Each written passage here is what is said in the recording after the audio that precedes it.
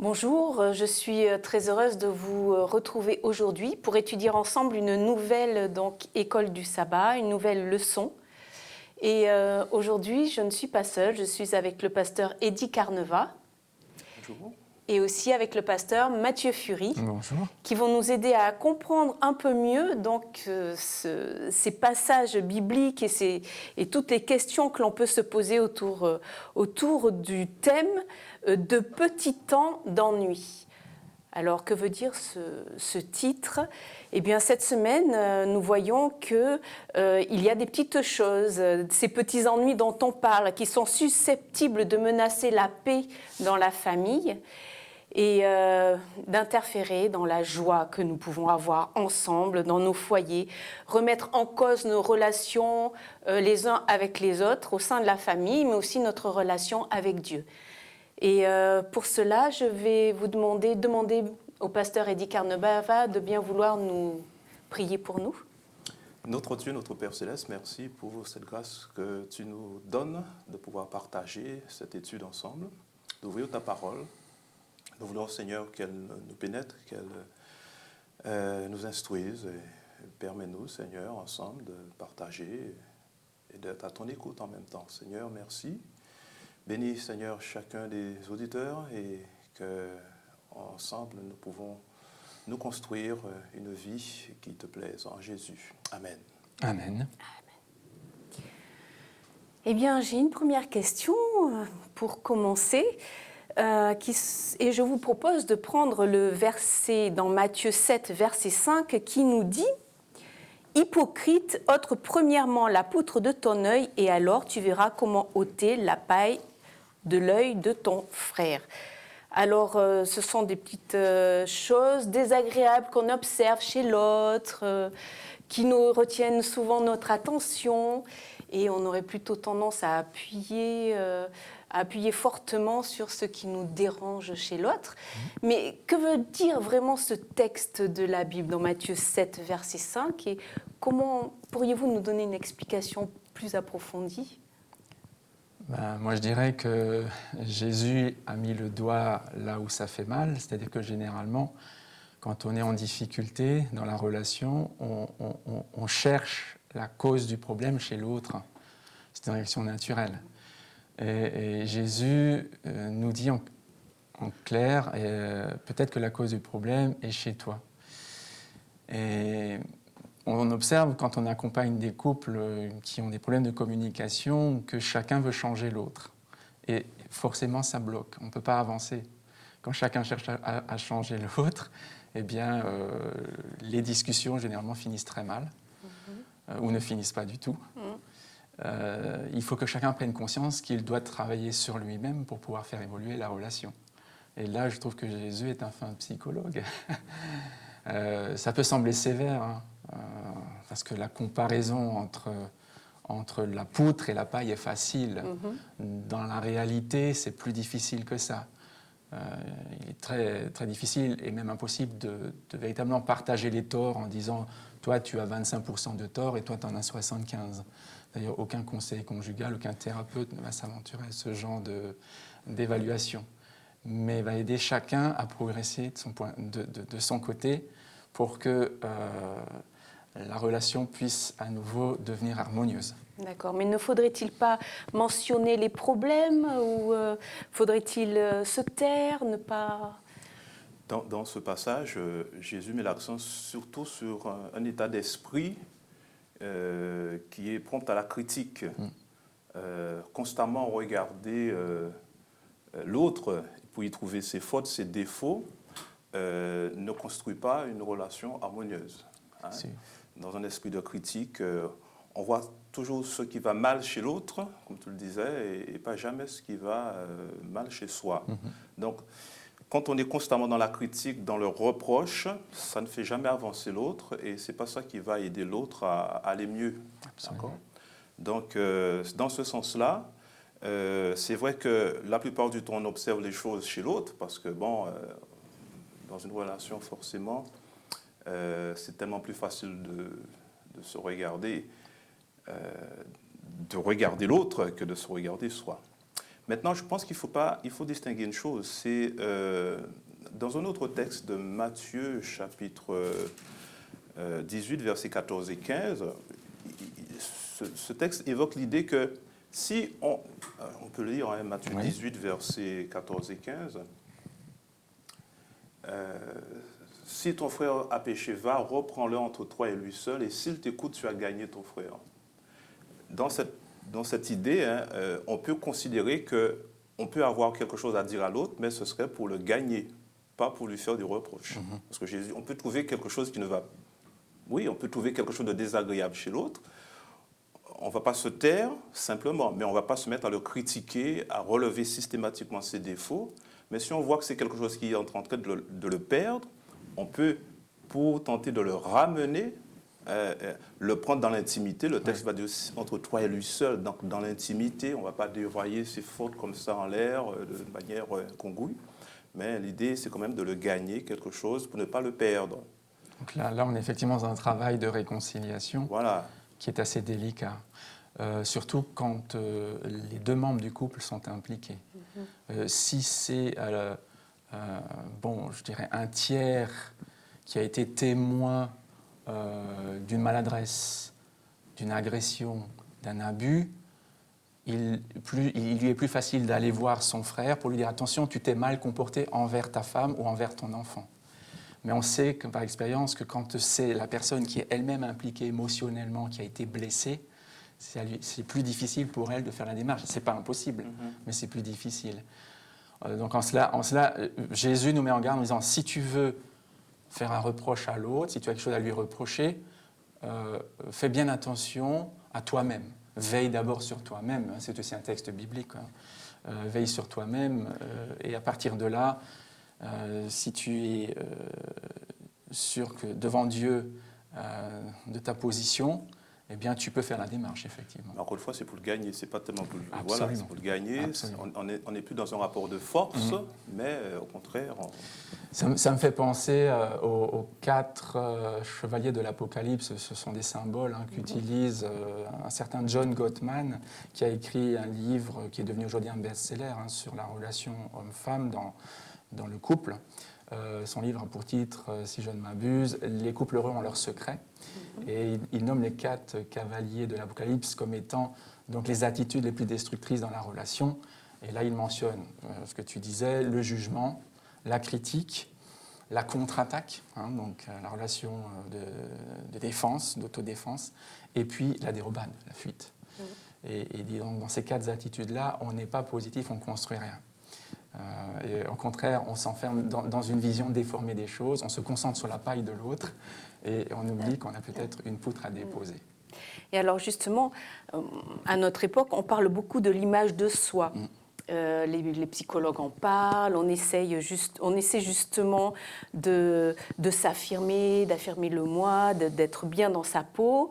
Et donc, ça passe aussi par le fait d'exprimer ses sentiments, de dire un petit peu ce que l'on ressent. Et comment les exprimer sans que cela puisse créer des conflits? Déjà, on doit pouvoir les exprimer librement. On ne doit pas suspecter l'autre, on ne doit pas être dans le soupçon, dans la malveillance.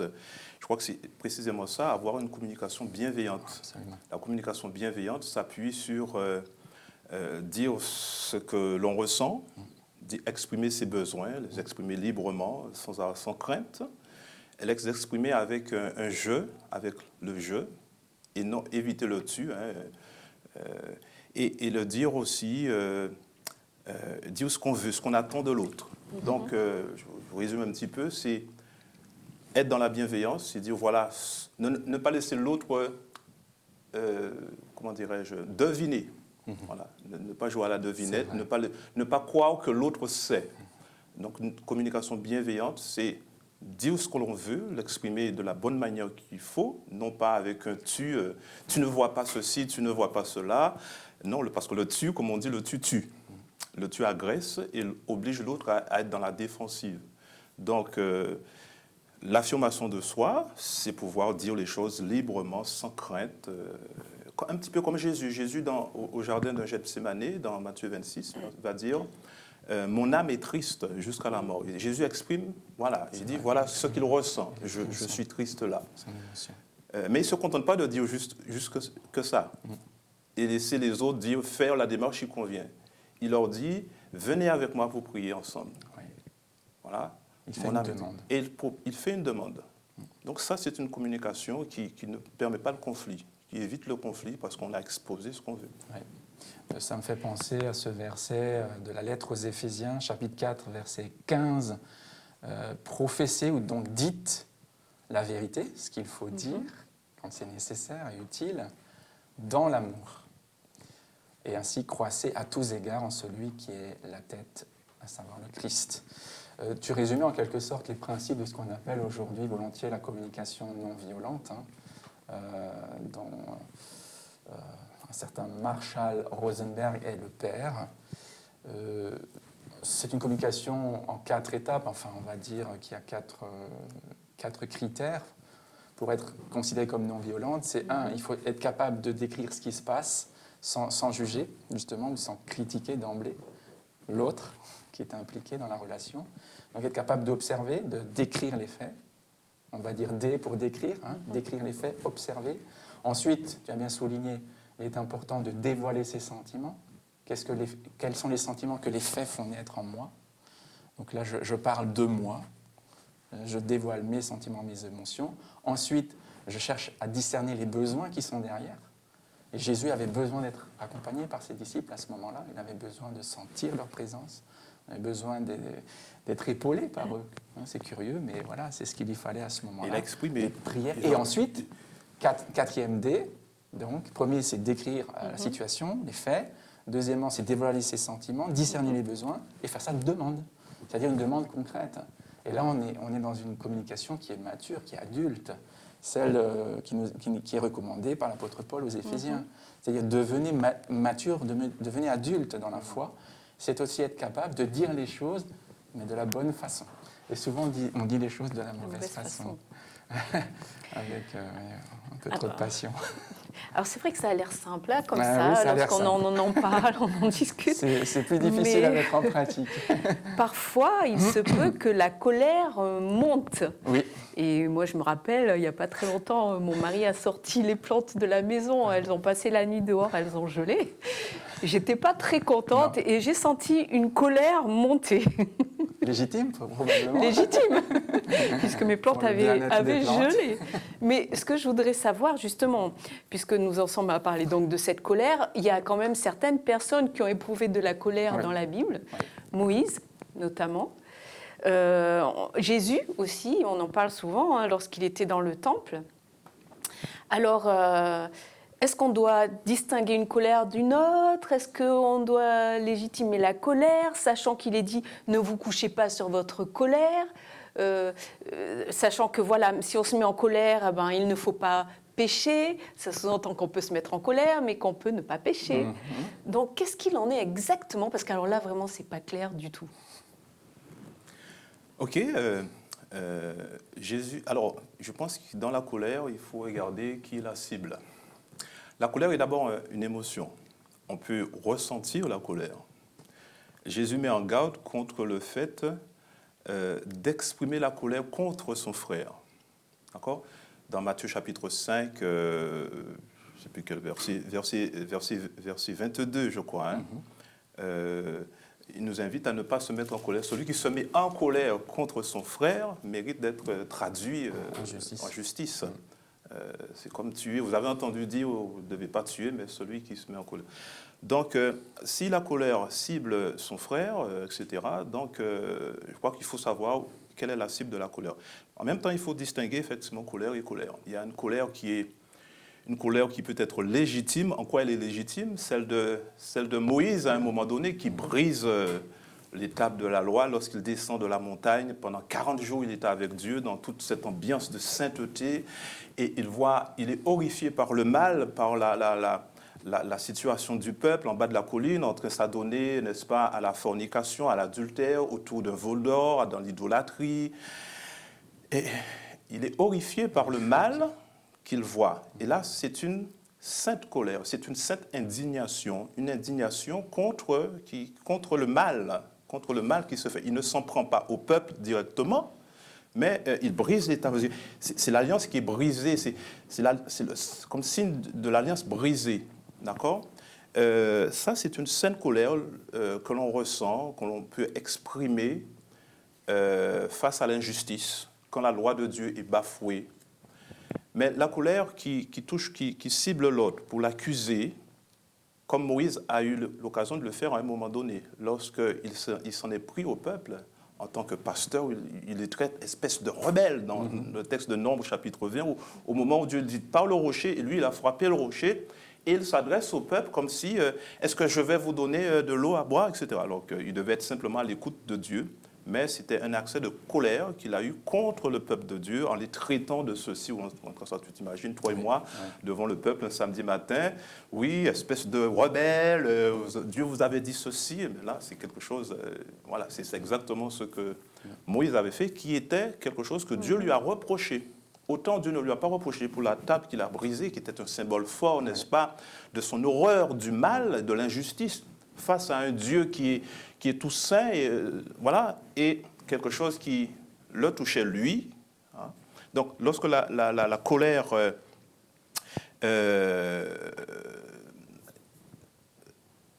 exprime une blessure personnelle, une blessure de son propre moi, cette colère-là, c'est un péché. D'accord ? Donc, Jésus, par exemple, dans le temple, a exprimé une sainte indignation contre le mal, n'est-ce pas? Il a chassé les voleurs. Ma maison sera une maison. C'est l'horreur face au péché. Mais ce n'est pas quelque chose parce qu'on lui avait lancé des pierres, on lui avait fait quelque chose personnellement. La plupart du temps, l'homme que nous sommes se met en colère parce que on lui a pris sa plante, on l'a mis là, ou alors on lui a déchiré son vêtement, ou alors quelque chose. Ça, c'est une colère, quand elle est exprimée avec violence, parce que c'est souvent cela, ça, c'est un péché. Oui, donc il y a cette colère qui blesse l'amour-propre, qui peut être effectivement condamnable, mais il y a une autre colère, celle qui est le fruit d'une juste indignation, celle qui est une réaction à l'injustice, à l'inacceptable, à l'oppression, celle-ci est justifiée. D'ailleurs, le texte qui dit « si vous vous mettez en colère, ne péchez pas » peut être traduit autrement, peut être traduit ainsi. Mettez-vous en colère, mais ne péchez pas. C'est-à-dire qu'il est possible de se mettre en colère sans pécher, sans transgresser la loi de Dieu, sachant que le péché, c'est la transgression de la loi de Dieu, qui est une loi d'amour. Et je pense que même parfois, l'amour exige la colère. Dans certaines situations, l'amour exige la colère. C'est-à-dire que je n'accepte pas, par exemple, que tu me traites comme un objet. Que tu me considères comme étant inférieur à toi. Il est normal que je ressente de la colère dans cette situation-là. Et d'ailleurs, bien souvent, on n'échappe pas à la colère, que ce soit la bonne ou la mauvaise. Si on est sanctifié, on va éprouver plus souvent, je dirais, cette colère légitime, celle que tu as décrite par rapport à Moïse. Et si on a encore, enfin, je dirais, beaucoup d'amour-propre, il est fort probable que très souvent on se mette en colère pour de mauvaises raisons, simplement pour défendre sa personne, sa réputation, ses idées, ses intérêts. Donc il y a cette colère qui est auto-centrée et que l'on peut parfois même caractériser comme étant égoïste ou égocentrique. Et puis il y a cette autre colère qui est altruiste, dans laquelle c'est l'intérêt de l'autre qui est en jeu, c'est la survie de l'autre. C'est normal qu'on soit indigné par un régime dictatorial, par exemple, qui opprime les pauvres, les innocents. C'est normal. Si on ne l'est plus, c'est qu'il y a un manque d'amour. Absolument. Ouais. D'accord. Écoutez, je ne sais pas, j'espère que ce sera clair en tous les cas pour tout le monde. Sinon, demandons à Dieu de nous aider à comprendre. En tous les cas, j'ai une dernière question pour vous. C'est que Jésus nous dit de pardonner, mais parfois c'est difficile de pardonner. Surtout lorsqu'on a en face de soi des gens qui ne reconnaissent pas leurs torts. Donc il y a un passage qui se trouve dans Romains 12, verset 21, qui dit ceci: « Ne te laisse pas vaincre par le mal, mais surmonte le mal par le bien. » Comment est-ce qu'on peut appliquer ce texte, dans la question que je viens de vous poser, et comment pourriez-vous me répondre à cela? Comment pardonner? Donc, moi, je vais juste prolonger un petit peu la réflexion d'avant sur la colère. Oui. C'est-à-dire que dans la plupart des cas, notre colère, elle est mal inspirée, parce qu'on a des tendances naturelles qui nous poussent à l'auto-justification. Et donc, à cette colère égocentrique que j'ai décrite et que Eddie a aussi décrite tout à l'heure. Je pense qu'il y a moyen aussi de gérer sa colère. Et surmonter le mal par le bien, c'est prendre un petit peu de recul par rapport à ce qu'on est, à ce qu'on vit et à nos habitudes, nos façons de réagir dans différentes circonstances. Et moi, je pense que la colère, on peut apprendre à la gérer aussi avec l'aide de Dieu, bien sûr, dans la prière. Et le mot colère, là, peut former un acronyme, hein, C-O-L-E-R-E. Alors, je ne vais pas développer, ça fera l'objet d'une conférence ou d'un exposé, mais rapidement, hein, c'est pour comprendre, c'est-à-dire il faut comprendre la cause de la colère. Pourquoi est-ce que je me mets en colère et distinguer les bonnes des mauvaises causes. O pour observer, là aussi, il faut, comme dans la communication non violente, être capable d'observer l'autre, mais soi-même aussi, comment je réagis dans telle ou telle circonstance. Qu'est-ce qui fait que j'ai éclaté, que je me suis comporté de telle ou telle façon. Le L pour lâcher prise, parce qu'il vient à un moment donné, on se rend compte que la colère, elle est inefficace. Donc, ce verset, on trouve dans l'épître de Jacques, est très clair. Hein, soyez prompts à écouter, mais lent à parler, lent à vous mettre en colère, parce que la colère de l'homme n'accomplit pas la justice de Dieu, dans la plupart des cas. Donc, L pour lâcher prise. Et après, vous avez E-R-E. Alors, le premier E, c'est écouter, parce que le texte dit qu'il faut écouter avant de parler. Et je pense que c'est l'écoute de Dieu qui est primordiale. Je prends un peu de recul, je dis, Seigneur, est-ce que je fais bien de me mettre en colère, Seigneur? Est-ce qu'il faut que je continue, il faut que je m'acharne? Est-ce que j'ai raison? Est-ce que je dois crier? Est-ce que je dois au contraire parler plus doucement? Est-ce que je dois me retirer ou insister? Le R pour relativiser, parce qu'une fois qu'on écoute, on n'a pas à relativiser. Dieu nous dit, attends, je vais te montrer un autre point de vue. Je vais te faire réfléchir autrement. Et le dernier E, c'est exprimer, parce qu'on finit finalement aussi par devoir exprimer certaines choses, on ne peut pas tout garder pour soi. Il faut dire, mes plantes, j'y tiens, elles ont coûté cher, elles ne peuvent pas survivre à l'extérieur. Voilà. Il faut reprendre ton exemple, hein, trivial, mais c'est ça. À un moment donné, il faut exprimer. Donc, je suis vraiment triste parce que ces plantes-là ont péri pendant la nuit. Alors précisément, dans le texte que tu as proposé, Romains 12 et le verset 21, le texte nous invitait justement à réorienter sa colère. Dans le verset 19, il nous est dit « Laisse agir ta colère ». Mais on voit encore une fois c'est que la colère a une cible. Le texte verset 20 nous dit « Mais si ton ennemi », donc ton ennemi, ce n'est pas ton conjoint, ce n'est pas ton frère, ce n'est pas ta sœur. Donc lorsque la colère même devient légitime à cause du mal qui t'est fait, le texte va te dire « Mais là encore, il ne s'agit pas de refouler cette colère, elle est là, c'est un ressenti avant tout, mais il s'agit quand même de la redigérer, enfin oui, quelque part la digérer aussi, mais la rediriger. Et dans ce sens, hein, c'est de faire du bien, hein, faire le bien. Si ton ennemi a faim, mais donne-lui à manger, car en agissant ainsi, tu lui amasses des chardons sur sa tête. Oui, rediriger sa colère, c'est faire quelque chose d'autre. Aller crier dans la nature, par exemple,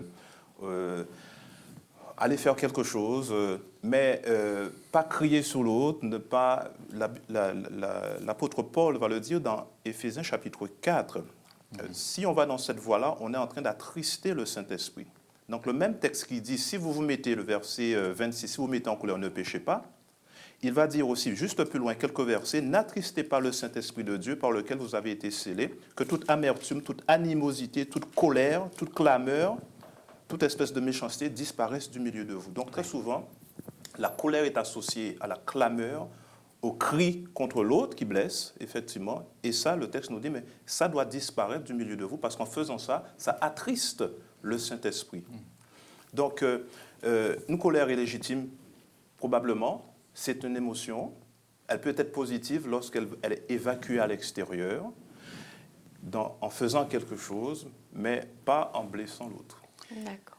Et pour aller jusqu'au bout de la pensée de l'apôtre Paul, malheureusement, étant donné que la plupart, pour ne pas dire la totalité des couples et des familles d'aujourd'hui sont dysfonctionnels en raison du péché qui est là et qui a inoculé son virus à tous les êtres humains, c'est vrai qu'inévitablement, il va y avoir des ennuis dans le couple, selon le titre qui a été donné à cette réflexion. Des ennuis, c'est-à-dire des éclats de voix, peut-être des réactions disproportionnées, des éclats de colère ou autres. Et c'est pas pour rien qu'il finit en disant « soyez bons les uns envers les autres, compatissants et vous pardonnant réciproquement », c'est-à-dire dans les deux sens. Comme Dieu vous a pardonné en Christ, sachant que nous avons des limites et parfois nos émotions sont ou paraissent plus fortes que nous et qu'on n'a pas encore trouvé le moyen de les dominer, de bien les maîtriser. On n'est pas encore arrivé à cette perfection chrétienne, quelque part, ou maturité dans l'expression de ses émotions. Et donc, il faut aussi faire preuve d'indulgence dans le couple, c'est important de le dire. Parce que sinon, je peux reprocher à l'autre, qui est par nature colérique, passionné, de s'emporter souvent, alors que moi je suis flegmatique, par exemple. Je suis beaucoup plus calme, plus placide, mais en même temps, j'ai une autre façon d'exprimer ma colère qui peut aussi être très blessante, par exemple. Donc, je dirais, soyons... Enfin, moi, j'appelle quand même à l'indulgence, par expérience personnelle, et pour avoir accompagné des couples aussi dans ce cheminement. Donc, en deux petits mots, donc, comment surmonter le mal par le bien? C'est le texte qui nous est donné dans Romains. Moi, en deux mots, je dis « laisse agir l'Esprit de Dieu dans ta vie ». Voilà, en deux mots. Laisse agir la colère, ça signifie le temps. Laisser agir quelque chose, c'est laisser le temps va guérir les choses. Il faut que l'autre puisse prendre conscience à un moment donné qu'il a fait du tort. Ça peut ne pas être immédiat. D'accord? Donc la notion du temps, il me semble être important. Et puis je pense que en parler, en remettre ça à Dieu, évacuer, pouvoir en parler, ne pas la garder, mais pouvoir en parler, un petit peu comme Jésus a fait. Je suis triste, mais je suis mal. Exprimer ça d'une manière générale, mais encore une fois, sans violence, sans heurts. D'accord. Voilà, simplement, mais en faisant autre chose. D'accord. Et puis bon, c'est vrai que lorsqu'on donne du bien à son conjoint, il lui est difficile de nous donner du mal. C'est ça aussi, on peut conclure par cela, je pense. Bah oui. En tous les cas, voilà, nous arrivons à la fin. Je vous remercie, cher pasteur, d'avoir été présent pour cette étude. Et je vous dis, chers internautes, eh bien, à très bientôt. Au revoir.